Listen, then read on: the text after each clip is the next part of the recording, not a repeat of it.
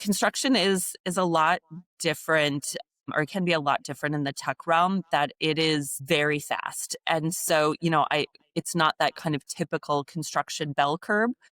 It's really, we get the project, we're ready to start. A lot of times the design isn't done as we're in construction. And so it's just a very fast pace. Some people love that. I think it's like an adrenaline rush, and other people don't like that speed. I just feel that AI is going to really take off, and we're going to be using it in ways that we never thought were possible. If you're a construction worker, you can't work remote. And so how do we figure out to make it better for people's lives? So I think that really has to be a focus. Hey everyone, and welcome to the Bricks Bytes podcast, where we dive into construction and AEC technology. Before we get started though, if you're a startup founder or operator responsible for innovation in your company, or you want a deeper, more insightful look into technology in AEC, you won't want to miss our newsletter. From deep dives into particular technologies such as AI, robotics, design, software, and so on. Hot takes from investors betting big in AEC technology, and advice on building tech companies, including the stories and takeaways of the most successful AEC technology founders. Head over to www.bricks-bytes.com and sign up today to get this exclusive material straight to your inbox. And now for the episode. In construction, precision matters. Every budget line, every schedule, every document. But too often, project data is scattered across tools and departments, creating risky silos. That's where ArcDesk comes in. ArcDesk is the all-in-one construction management platform designed to connect your entire project operation, from opportunity through to tender, all the way to handover. With real-time dashboards, cost control, scheduling, procurement, and document management in one place, ArcDesk gives you complete visibility and control. Trusted by contractors, subcontractors, and asset owners worldwide, ArcDesk has powered landmark projects from shopping centers to Europe's tallest buildings. If you're ready to reduce risk, protect your margins, and deliver projects with confidence, discover ArcDesk today. Visit arcdesk.com, that's ARCH desk.com, and see how leading firms are building smarter with ArcDesk.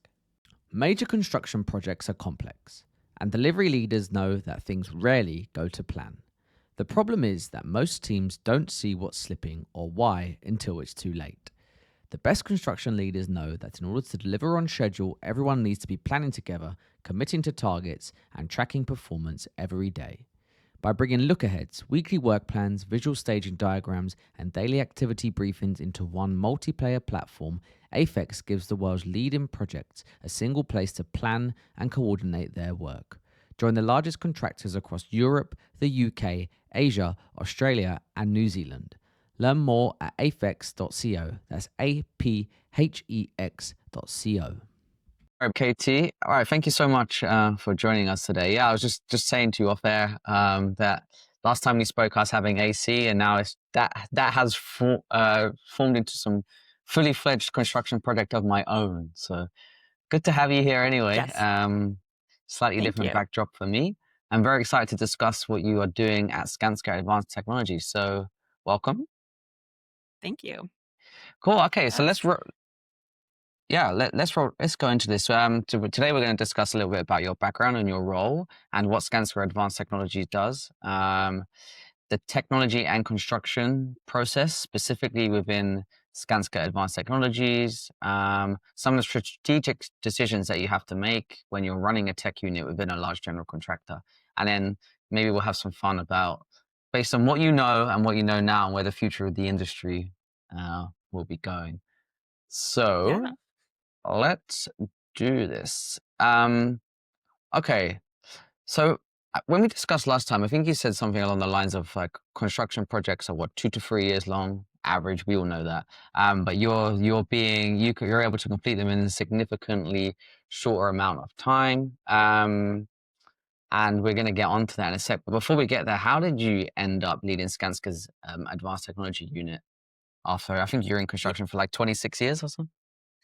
Yeah, well, I've been at Skanska for 26, in construction for over 31 years, so a long time. And I've really been doing high-tech construction work for about 25 years. So I say I was doing, kind of that tech construction before it, now it's all of a sudden become really cool and everyone wants to do it. So, having that experience really working with in clean rooms, doing data centers, you know treatment facilities, all that support all of that high tech construction.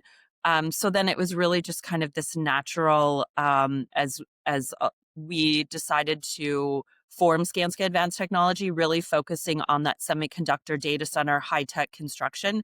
That then we would really have this vertical unit to support across the U.S. Mm. Was the unit formed as a result of the massive data center boom that we're currently experiencing? I would say it's both the semiconductor and data center that we're seeing. So I have been, before we formed this in January 2025, I had been doing high tech construction really in on the West Coast, and we just really identified that so much of this work is across the U.S. and really how do we take that expertise that we have there and expand it across different areas where we already have offices and then partner with those local geographies. Okay. And what were they? Was there like a specific um I don't want to say caliber, but like certain type of person that works within this department? I am right in saying this is like a department within Skanska, large company, right? Is that how you describe it? Yeah, yeah. So how Skanska is set up is we have multiple geographical offices, and then Skanska Advanced Technology is really a vertical unit where we work with all of those different offices to kind of bring the technology expertise that we have to be able to build semiconductor data centers in those areas. I would say as far as a certain type of person. Construction is a lot different, or can be a lot different in the tech realm, that it is very fast. And so, it's not that kind of typical construction bell curve where you have, you start out, you're kind of understanding the scope, you're doing pre-construction into the design and go into construction, right? And um, it's really, we get the project, we're ready to start. A lot of times the design isn't done as we're in construction. And so it's just a very fast pace. Some people love that. I think it's like an adrenaline rush, and other people, we're always running at 100%. And some people don't like that speed. Okay. Yeah, interesting. You said a few things. And okay, let's go here. So you mentioned speed as a requirement. Is this speed from like day zero of a project, i.e. before pre-construction has started? Or is it like pre-construction is done, then Skanska Advanced Technologies comes in? Are you involved earlier on in the process? Yeah, I mean, it really depends on the client. So some clients were doing design build projects where we're coming in and they really have kind of a concept, and we are starting and helping with what they're actually going to build, doing the design. And a lot of times, because of the tight schedules, we can be, starting construction while we're figuring some of those things out. Other clients, they already have the design ready. We're bidding it and starting construction then very soon after. So it really just kind of depends on the client's requirements. Mm, interesting. And is there a I'm assuming, I don't actually know this, but there must be competition, right, that you're going up against within this. So there are other people that like have a similar setup where they can complete projects on the same speed as Skanska, or have Skanska really developed this like unique kind of approach where actually the competition is not quite at that level? I mean, I would say that what sets Skanska apart in some of these is that we do have the local presence in the local geographies. So when we are building it or proposing on it, we're taking that technical expertise and be able to partner with the local offices. So then we know the subcontractors, all of the jurisdictions, all of the different. So I would say that, contractors know how to price. I would say it's more of how do we deliver then the work that we're going after. Yeah. Okay. Oh my goodness, my brain is going to so many places about where we should go with this. I always have a structure, but like now it's like you start talking, it's going somewhere else. So, uh, thinking about subcontractors and people that are also involved in the supply chain, obviously there's an element of having to have them involved and buying into that like element of speed that you require. So, um, I don't know if it's the right time to go to that place before we understand how Skanska does it, but maybe it's helpful for people to know what they're like, what your stakeholders, i.e., the subcontractors, what their kind of reaction is when you are going to them and saying, "Oh, you usually do these in 12 months. We want it in 6." And people are like, "Nah, it can't be done," or I guess maybe they are. Yeah, we definitely have subcontractors that we work with consistently on these tech type projects, and they understand really that speed that it takes. And so, especially even if we're going into different markets, um, we have some contractors that want to go with us to those different markets because they understand how the projects work, how to get the people there. I would say just the base that we have in different locations, and then be able to supplement those if needed, right, with contractors that we've been working with.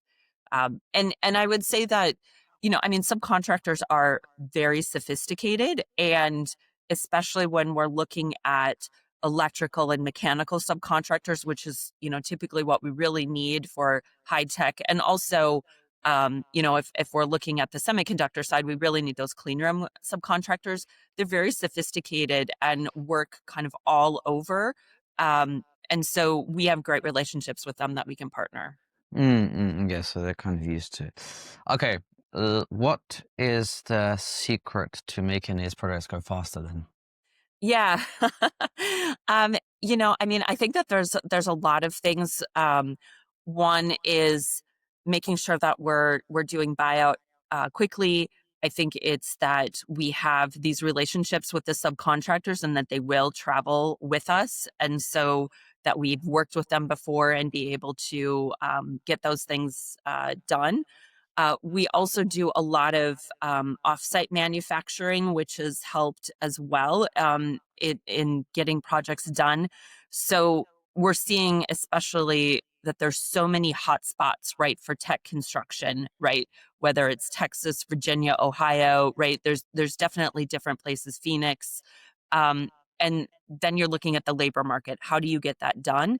And so where we have different labor in other locations. So we're doing offsite manufacturing there. So being able to use that local labor and then moving those skids or that equipment and things like that, where then the people who are installing it in the actual location, then they can just focus on that. Mm. When you mention, so you mentioned a few things. One, about having doing quick buyout. Two, key relationship with subcontractors, like in the local vicinity.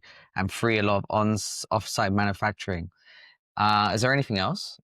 Gosh, I think it's just really understanding what our clients need, and having worked in this space for a really long time, is that it's all about speed to market. And it's also about, we have to be very nimble because they can change all the time. And you're seeing that where, um, obviously there's this huge AI boom, but then things can be pulled back and we're starting and stopping and things like that. And for us, it's really being able to be flexible, and that you have to be okay that you've installed a bunch of equipment, you've done things, and now all of a sudden we're ripping it all out. And it has never been used before. And then we're installing something differently. And, I think sometimes people, think of, oh, well, that's this project, and I'm emotionally attached to it, and it's just, nope, we've got to move on and be able to hit what the client needs. Mm. Can you speak about like the I'm not sure if you can name names. If you can, great. If not, don't. But like, who are the types of clients? Is like big tech or others? Yeah, obviously with the tech, everything's kind of under an NDA, but we work with a lot of the large semiconductor companies, large data center hyperscalers, but also kind of the developer led and uh, data center companies as well. So it really kind of runs the gamut of different opportunities. And then also we have some where maybe there's a higher ed, maybe there's a hospital, maybe there's something like that that they need their own data center. And so then we work on those data centers as well. And are they requesting? Are they saying? Are you? I don't know. You put on like a. Are they saying to you that we want this done in X amount of time and you have to deliver it, or are you saying to? Are they like? Are you competitively bidding for these things and saying we think it can take X amount of time? Like, because I know there's demands are very high, but who is like driving that?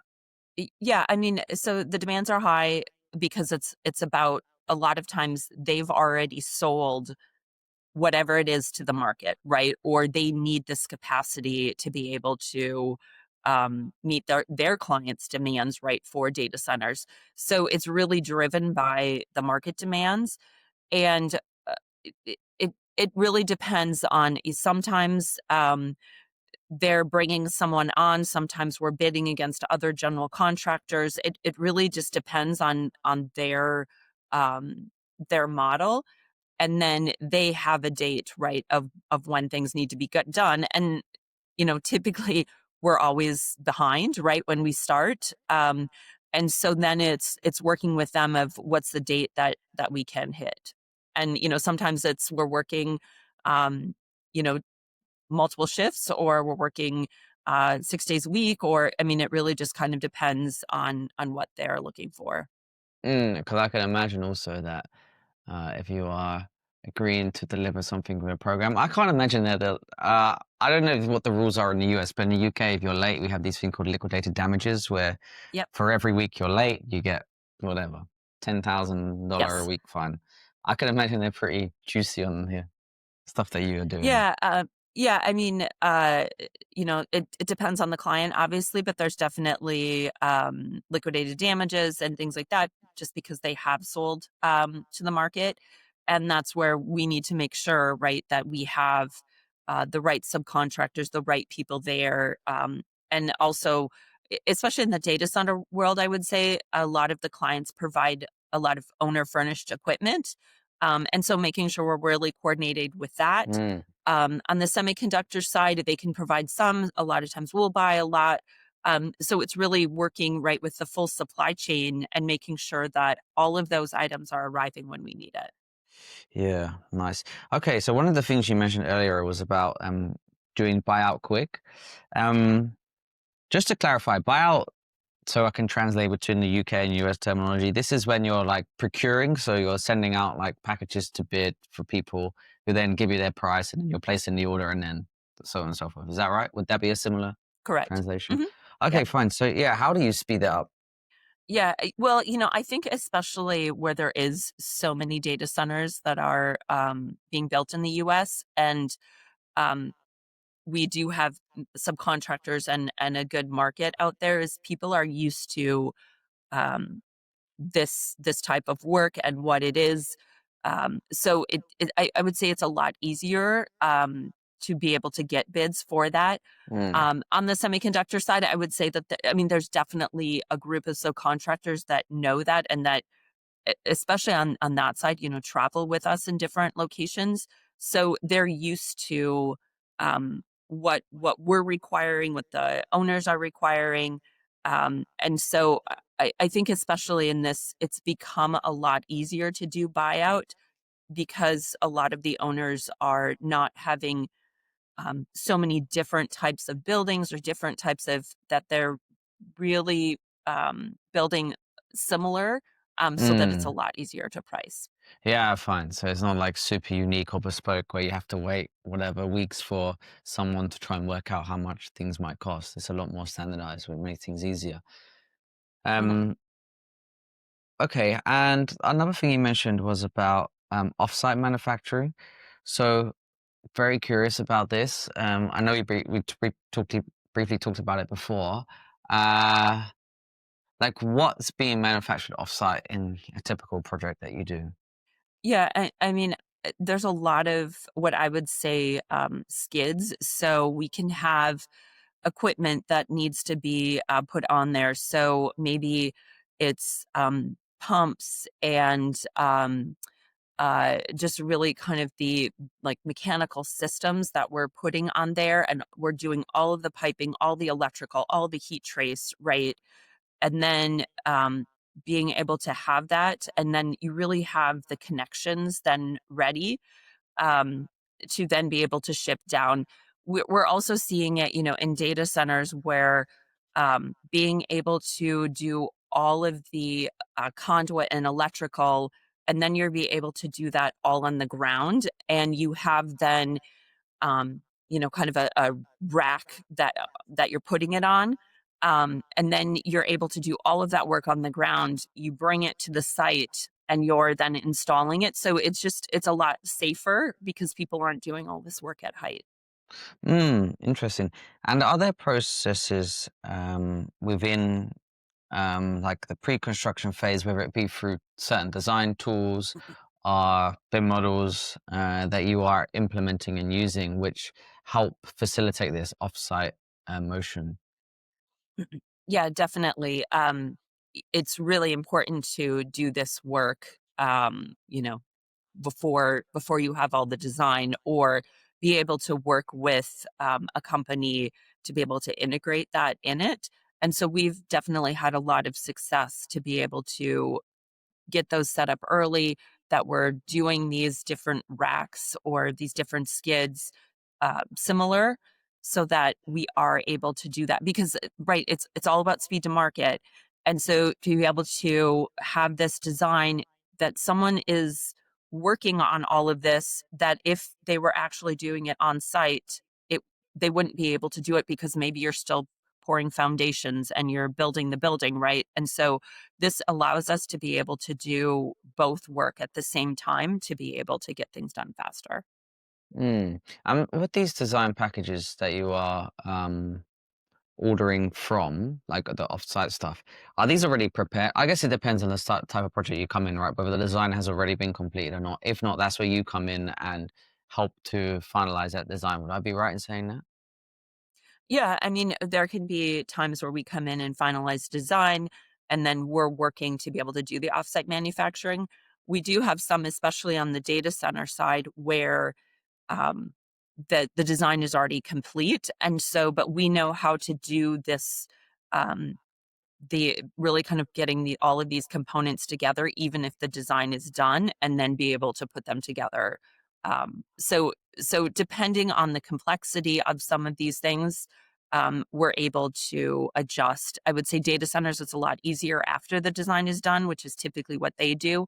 On the semiconductor side, it's better to have it before that we're working with the design firm. But it's interesting because that's actually how both of them typically run. Data centers is more the design is done. Semiconductor, we're more doing design build. So then we're able Mm, to integrate the offsite manufacturing. And that's where, data centers are more, they're similar of what we're doing, where if you're on the semiconductor side, there's definitely nuances between different projects and between different owners. Yeah, fine. And that, like in terms of the prefab world, so we spoke to a few people on Bricks and Bytes who are building solutions to connect people like Skanska or other contractors in the space to prefabricators that exist within the US primarily.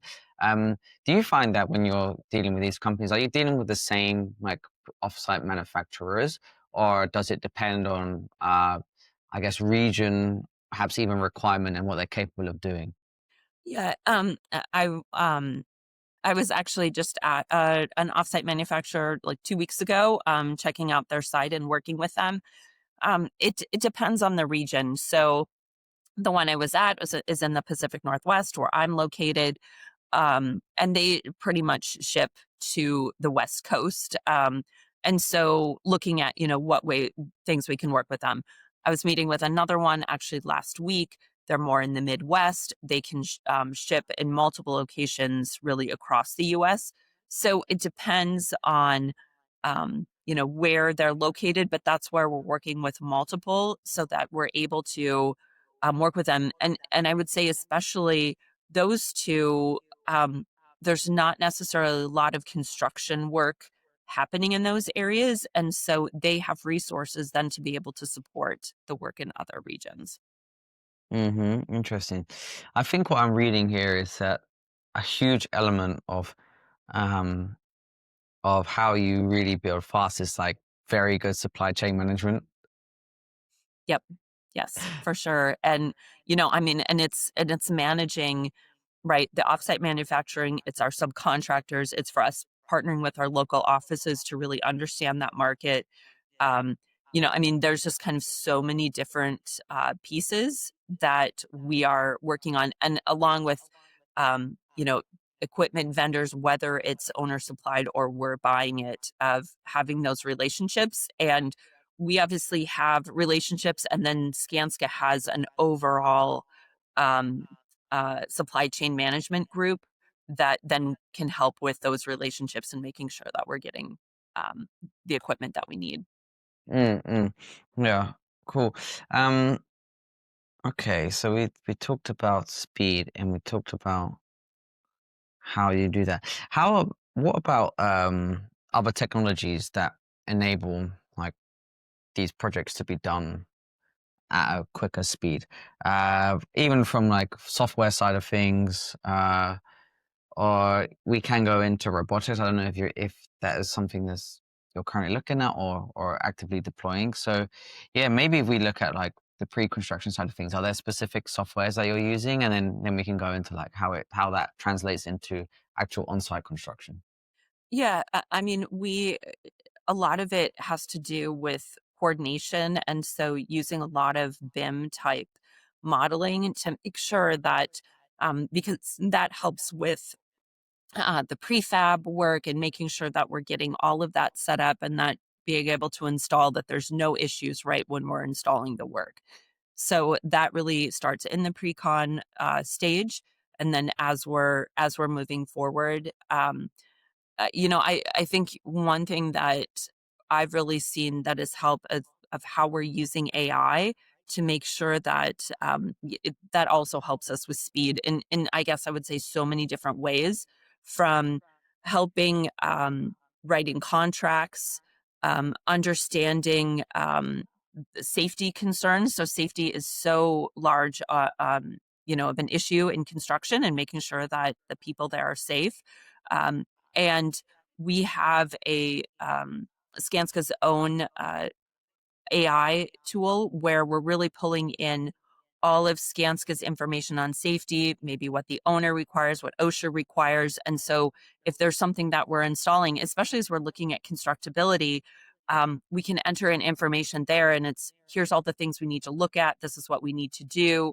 And Mm. then obviously the superintendent, the pre-construction, the project managers, so that we're setting the job up for success. And then it's not that you have to know everything, but now everything's at your fingertips. And obviously, with anything with AI, you have to validate, but this helps speed those things up by using AI that way. Hey listeners, I want to take a quick break to remind you about the Bricks and Bytes newsletter. If you're interested in learning about the technology shaping the future of construction, you won't want to miss the valuable insights we share each week. To get this exclusive content delivered straight to your inbox, head over to www.bricks-bytes.com and sign up today. Link is in the show notes. Back to the show. Yeah, that's pretty cool. Uh, Okay, cool. So we have BIM type modeling, pre-construction, AI, safety. Is the safety element tackled during like is it able to like ingest a BIM model, for example, and say like, oh, that's very dangerous, or these are considerations that you need to put into place if you are going to do it in such a method?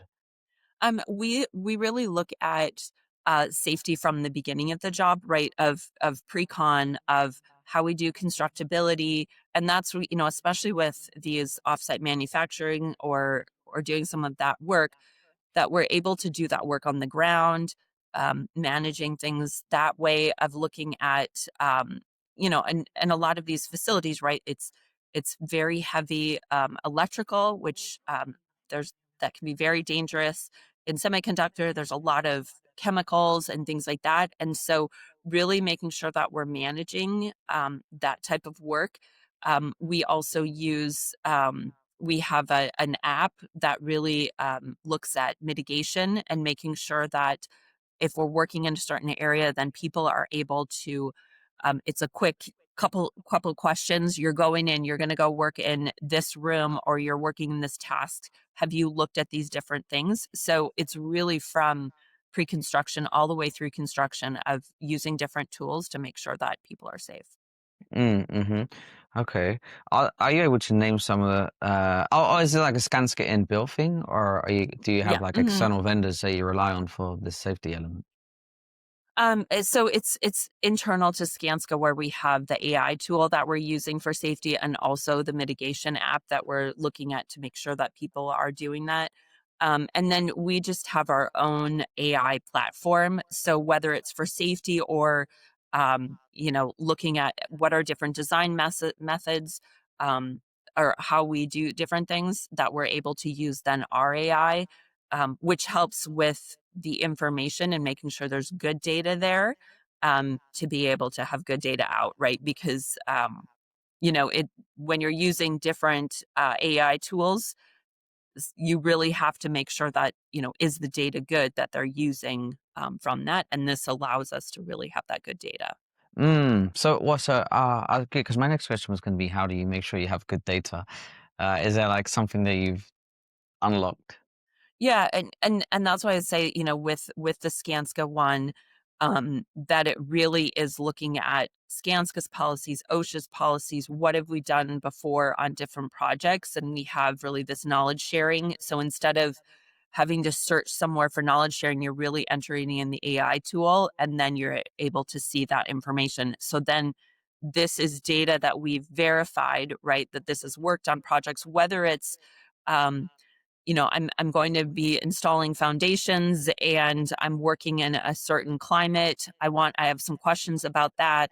Then it's pulling from the data that we have, and not coming from, just sources that then it's concerning on the data. But even with our own data, obviously people have to look at it to make sure that it applies to the work that they're doing. Mm-hmm. And again, with AI, are you using external vendors as well? Like, for example, maybe do we know that solutions exist that are able to do like check documentation for errors, or like compare drawings and see drawings and specifications to say, oh, here's a risk or whatever it might be. Do you also include that, or is this all in-house built system? Yeah, we also do that as well. So we use some external vendors to review drawings, where they're really kind of using that sort of AI tools to compare and see if there's issues with conflicts. So depending on the project, we might use a company like that. So typically for a data center where um, it's very similar to other projects, we might not use it. But if it's a more complex uh, semiconductor facility with a lot of first of a kind things, with a unique building, then we would bring in potentially an outside vendor to help with those conflicts, to be able to then quickly, right? Because when you're working on speed, but you also need accuracy and quality, and it's very quick, to be able to make sure, right, you're reducing RFIs, that people are able to then just go execute the work. Taking away the management burden that you have, especially when speed is the name of the game. Right. Guess it helps. Yep. Um, okay, yeah. So thinking about construction, like, why are you using progress tracking? I know like there's tools that exist to do it that have like augmented reality when it comes to like specifically center construction. Have you used any kind of like AR, VR type of solutions? Yeah, we have used some different ones, and especially I would say when we're looking at so kind of different. Sometimes the client wants to see what would it actually look like. before it's built. So we've done some work that way where they can then visualize the area or what the project will look like. And then we've also done work where um, we're doing a lot of capturing of kind of progress of the work and making sure that we're hitting schedules, that we're building things correctly, right? And so being able to use that, but also in, I would say, a smart way, because there's all these really great tools, and making sure that it actually provides value to be able to get the job done, right? And so for us, it's really looking at, does that make sense for this specific project, and then how do we implement that in the best way? Mm. Mm-hmm. Um, okay. How about robotics then? Are you looking into any robotic solutions? Are you using any at the moment? I mean, I would say we're looking into some different solutions. We've tried some different ones. I know some of the owners that we work with are doing some different robotics and kind of managing that way. Um, I think in some of them, um, some they need additional technology to be able to work on the different projects and make sure that it's where it needs to be, especially because some of them are tracking safety or progress or things like that. So really, it's looking at, does it make sense, and is the technology far enough along? I would say, especially being kind of a tech group, or where we build a lot of tech, a lot of our clients expect those different things. And so for us, we're always trying out different things to figure out, does this make sense? How we utilize these tools? But at the end of the day, also, does this actually provide value for the construction team? So there's none like actively on projects at the moment that you with you? Um, we don't have, just on the projects that I have on the data center, or semiconductor side, we're not using robotics right now. But we've tried some, and we've worked with the owner on some. But just on some of the technology, I would say needs more advancement to be able Yeah. to do that. I guess some is just not suitable for the project, right? And Right, we're still like, there's a lot of excitement about robotics, but I still feel there is a way to go before they can be right. implemented. Especially, yeah. And I guess it depends on the types of projects that you're doing too. Um, very cool. Is there like any technology that you have been looking for but have not found, and therefore either have built it in house or are still searching? Yeah, I mean, I think, what we've really built in house is our, as I mentioned, just our AI tool that has helped so much, in multiple ways to look at, um, safety, but also to help that, we have project engineers or project managers, and they're doing all of this paperwork, right? They're doing all of these RFIs, they're writing all of these contracts, they're processing a lot of paper. And so really what we've done is streamlined a lot of that by doing work with AI internally, so that they can actually go do what they should be doing, right? Or what they want to actually do, which is being out in the field, working with the trades, making sure work is the quality, partnering with the superintendents, right? So that has really helped. And I think that will continue to progress as, more people are using AI, as more information is, put in there, right? As we're doing a lot of that, you know, as it's every time it's learning, right? As people are putting more information in there and asking more questions. So I feel like that is really where we're going to see or continue to see advancements. Interesting. Okay, cool. So we talked about pre-construction. Yeah, I mean, is there anything like that you have seen when you've been working like in the advanced technology department that is just like very different to how traditional construction is done, that even you're like, wow, this is cool. And then the second part to that question maybe is why does that not exist within traditional construction versus like what you guys are doing? Yeah, I mean, I would say that, I would say traditional construction versus, tech construction. I mean, it's still, we're still building a building. We're still have, electrical, mechanical, right, systems, walls and doors and all of this other stuff. Um, but it's just at, um, a different pace. And I would say just way more electrical and mechanical, right, systems. Mm, So it's not necessarily that it's different, I guess I would say. It's more that um, they probably don't care as much about the finishes and what, mm. that the walls look, obviously there's standards and things like that, but it's not so much about the aesthetics. It's more The stuff about that the takes all the power time and and the fuss. exactly. Yeah, it's more about that, and, Mm. so it's not like we have really an architect that is, designing the different things. We're just working mostly with engineers, um, to do that. Yeah, and is there anything that you've seen that has been like, wow, this is cool, that maybe people have Uh, not? y yeah, I mean, I think it's really cool, I think there's honestly a lot of stuff that's really cool. One, going into a clean room is amazing where, you have your bunny suit on and you're doing construction in there in the operating facility, right? That's running 24/7. That is Wow, probably one of the cleanest places in the world. And we're doing construction in there, right? And, that's a crazy. particle can shut things down and we're able to go in there and work and take down walls and core through concrete and do lots of different really kind of cool things. So for me I think that's really cool.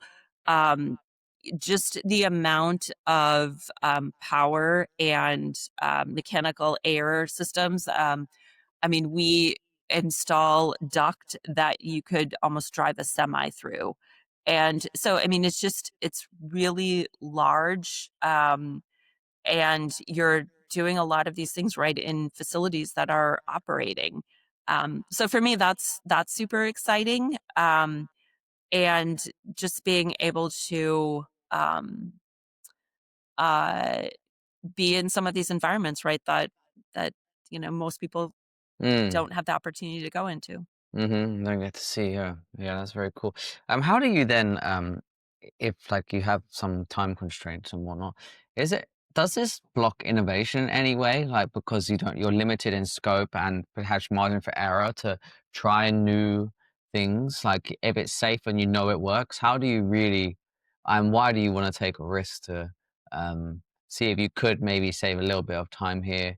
Um, that's one part, and then the second part I have would be about whether the owners then are coming up with very innovative ways that perhaps you haven't thought of before, and then putting that onto you as the person that's going to deliver their project. So yeah, first part, I can't even remember what the question was, but maybe you did. Oh, yeah. Take risks or to try Yeah, something exactly. new. Yeah, Speed of yeah. innovation. Yeah. I kind of have a motto that if everything works, we're probably not trying hard enough. And so I think especially in construction, and even more so in the tech realm, is we need to go try new things, right? And how do we make things faster? You know, we were actually one of the first ones where I was like, we need to try this VR. Um, um, and this was, gosh, almost 9, 10 years ago that we were looking at that, right? And we did some different iterations and we were trying to figure out and what made sense to be able to do that. And some of the first ones didn't work great, right? And then we were able to implement that in different areas. So for me it's all about how do we try new things, but on a manageable scale, right? Because we can't completely divert a project over and go do something. And so, and there's definitely a lot of people on the team who want to try new things. So we try it in different controlled ways. Obviously, working with just our corporate emerging technology and teams as well. so that we can try those out. So um, Mm. Mm. we definitely do a lot of that. As far as the owner side, we can partner with them. Some of the owners have, like you mentioned, some of their own things that they want us to try, and then we'll work on some of those. Sometimes we're trying out new things, figuring it out, and then working with them to see if it makes sense. So it really can be just different things, and I would say a lot of these things we go try and it doesn't actually work the way we thought, or but that's why doing on these small scales, then we can pivot to see what actually makes sense. Mm-hmm. Okay. Yeah, so I guess it's suitable. I like the comparison between having like the emerging technology teams because I guess they act almost as this. I don't know if using the word filter is the right word, but that they're sort of like trying and testing for you to then be able to say, yeah, let's give this a shot as well. So you're not like getting it cold and being like, okay, fingers crossed, let's hope this works. Right. Yeah. Have Yeah, you? and we work Sorry, go with on. them. Yeah, I mean, we work with them that we can actually have some different things that maybe we found, a team member found, and then we'll work with them and say, hey, we found this, we want to go try this, and then partnering with them to be able to go do it. And so that's, something I really like about Skanska is that they can have different things and say, you want to share, or we can, bring up some different things. And, sometimes they tell us no as well, or not yet, or we need to go, test some of those things out before you guys try it. But that's what's great as well, that we're able to do that. Mm-hmm. Very cool. Um, okay, one last on this, and then I want to ask you about like some strategic stuff around S. I abbreviate it to SAT. I don't know if you do that internally, Yeah. but that's Skanska Yep. Advanced Technologies. Okay, cool. Do you find? So I'll speak to another large general contractor who, uh, they were they had a tough time. Let's say with one of these big tech companies because the demands were just too hard and they were like, this is not really for us. Like, like, the question really is there, what you mentioned already that this work is not for everyone, so fine. But is there like like a wrong expectation from like the bigger clients within the space of what's possible within construction? Are they coming to terms with that now because they are so heavily involved, especially with the data center boom and so on? Um, or are we able to actually cater to everything that they want, say, and need? Yeah, I mean, and that's why I say that I've worked with tech companies for, almost 25 years. And they're really demanding because they've they've sold these to the market, right? They have to get these things done. The schedules were always late, right? I mean, all of those types of things. And I think sometimes the mistake people make is they come in and they say, I'm going to go change them. I'm going to show them how to actually go do construction. And anytime I hear that, I'm like, oh gosh, because there's a reason why they have some of the processes and procedures, right, that they have is that these can be huge chemical facilities. There's so much power in there. I mean, there's a lot of things that are very dangerous, right? And so having these processes to make sure that you're following it so that people are safe, that Mm, their operation keeps running, right? And so I think sometimes that, there can be sort of, why can't we just do it how we do it on another project, right? So I think it's really working with them and helping understand. But also, one thing that I've found is really important is, especially now, there's so many data centers out there that it's like, hey, will you build here? Will you go here? There's a place out in the middle of nowhere. And it's an exciting time, honestly. Like, so many data centers are being built in the US. I think people are like, wow, this is amazing. Let's go do this. But also you have to know when to say no. And in a way that, we don't want to commit to something that then we can't go deliver.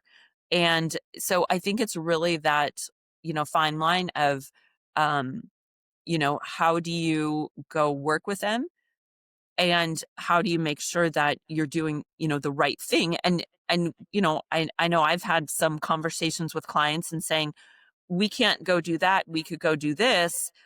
And they might be frustrated with us, but then all of a sudden later on, they come back and say, yeah, you were right. We couldn't have just one general contractor. Now we need to actually have two for the site. There's too much work, or we need to do some of these things. So for me, it's always best to be, forthcoming and honest and build that trust that we're not going to commit to something that we can't do. Um, because, we don't want a bad project later. And honestly, for Skanska, 85% of our clients are repeat clients, Mm. and we want to keep working with them, and we're not going to then sign up to something we can't do. Mm-hmm. Mm-hmm. Very cool. Um, okay. So SAT was established in January this year, I think you said earlier. Yeah. Hmm. Uh, and how big is like because you're executive vice president there, like what's the kind of structure of the unit? Yeah. So really how it's set up is, so in the US, we have I would say there's 11 general managers, and so they're more geographically based. And then I'm the general manager for the advanced technology, which really covers, throughout the US, and we're this vertical market and partnering with different offices. And so then my team, really, we have um, people that, and it's really like, honestly, it's its own office, right? We have people that lead up safety, account management, accounting, I mean, commissioning, right? The whole gamut. And then we have people in multiple different states where we're working. So I'm based in Portland, Oregon, but we have people really all over that then we're working together to be able to do that. Mm. And okay. Yeah. Okay, so like you as like a managerial structure, you can also utilize like other Skanska resources from like the whole company to perhaps work with you on a project. Is that right? Yeah. So for example, we're proposing on a project, say in Texas. So we're working with my counterpart, the general manager in Texas, along with the account manager there, along with the account manager who works for SAT, right? And so then we're partnering together, determining, okay, who from my team can go work on that? Who are the local resources in Texas that could go work on that? And then having this, we have some national people that are really focused on pre-construction, right? So that we're doing pre-construction for our clients in the data center world, say, but then partnering with the local pre-construction team. So it's making sure that we're consistent with our clients, but then bringing those local people, local knowledge of the market, local um, right. And so it's, for me, it's really sort of the best of both worlds, where we have this infrastructure set up and then partnering with those local offices. Hmm. Okay. So established in January. Did you say what you were doing before? Like you were still working on similar projects, right? Maybe it was just branded slightly Yeah. differently. Yeah. So previously I was a senior vice president, account manager. So I was managing really our largest tech client. And so I'd been doing that for the past 7 years or so. And so when we really expanded into, so initially when we started Skanska Advanced Technology, we were really looking at the semiconductor high tech market. And then in August, we also added in the data center market as well to Skanska Advanced Technology, really to have everything included in that advanced technology market. Hmm. And obviously we'd been doing data centers before, but just to be able to pull everything under one umbrella. Yeah, yeah. I guess it makes sense because they're like similar-ish types of projects require a similar kind of skill set. Right. Um, that you may as well package this up into like one offering. What what did you do on day one of the new department? Yeah, I was actually, so along with this, I run our Arizona office as well. And so day one, I was actually in Arizona at the data center projects and different projects there, really meeting with all of the teams. And so, that was really important to be able to, bring in the different people. And so for me, it's about um, so much of this work is it's such a people business, right? And making sure that we're aligned. And so obviously coming in, so there's kind of the semiconductor group and obviously the data center group now working on my team as well. It's building trust, what makes sense for us to do, of how do we streamline different processes so that as we're working with multiple different offices, that everyone's doing things the same.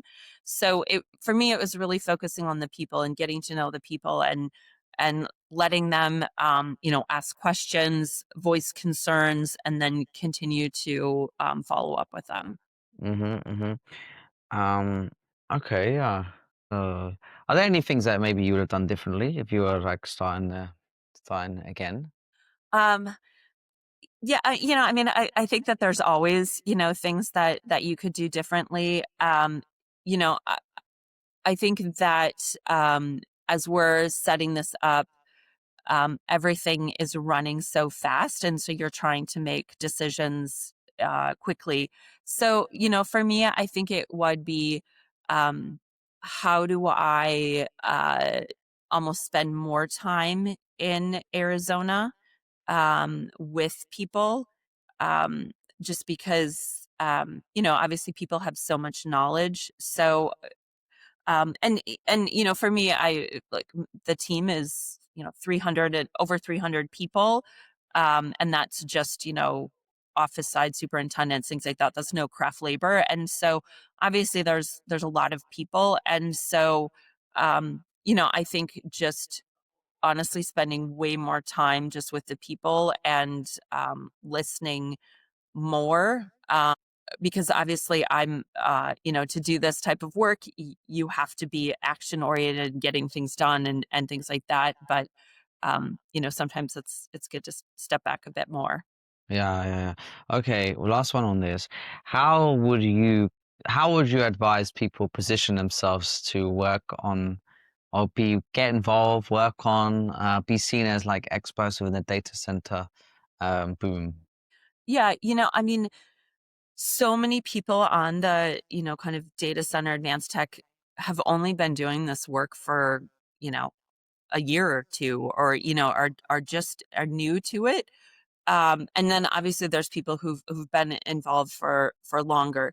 But I think it's just being curious and understanding, how some of the things work and why we have to do some of the things that we have to do. And so I think it's more of, coming in and learning, because and that's why I say it is just a building with mechanical and electrical and all of those types of things. uh, but just how we have to build some of the things and the requirements, are just more complex. So I think it's more about learning, um but also how do we get things done very quickly. So it's are you open to that fast paced environment? Yeah, it's like yeah, technology company level speed within construction. It's very weird thing to think about actually. Uh but good for everyone. Good experience for everyone involved. Right. What do you think? What here's some like maybe predictions as a little bit of fun. We won't hold you to any of them, but let's Yeah. hear what you got to say. What do you think that we'll see like most advancements within technology within construction in the next 5 years or so? Yeah, I mean, I just feel that AI is going to really take off, and we're going to be using it in ways that we never thought were possible. Um, I've just seen where we've done this around safety or around how do we write contracts or things like that. I think there's going to be ways that we're going to be using it that we're not even thinking about right now. And, you, we do some of that on how we're tracking materials or how we're um, managing subcontractors. But I just feel like there's going to be way more that is going to hopefully simplify a lot of things for people. And also, I think that we have to figure out, especially construction is so labor heavy, and that is, um, in all areas we're struggling to find labor and people that can do this work, and also. y- I would say society has changed so much, right? Is that it's not like, "Oh, here's a project. I'm gonna go travel there and travel there and travel there." People, wanna be with their families. They wanna be Mm. home, right? They have two-person incomes, right? They can't just go these different places. So, I think more on the offsite manufacturing of how do we do things differently in a location that people can just live there. And then whether is it robotics? Is it something different that you're supplementing the labor in a different way so it doesn't have to be that people have to go? And I think just the whole right remote work. If you're a construction worker, you can't work remote, right? And so how do we figure out to make it better for people's lives? So I think that really has to be a focus. Mm-hmm. Fine. Okay, cool. All right, Katie. Well, thank you so much for joining us. Is there anywhere that people can find out more about Skanska Advanced Technology, some of the projects you're working on? I appreciate they're not like full front to public knowledge, but anywhere that people can find out more about you and like the work that you guys are doing. Yeah, you can go to my LinkedIn page, connect with me there. I'm always putting information out about that. We have information just about Skanska, especially Skanska Advanced Technology, that I have on my LinkedIn page that people can check out. Mm-hmm. Cool. Okay. Thank you, Katie. Thank you.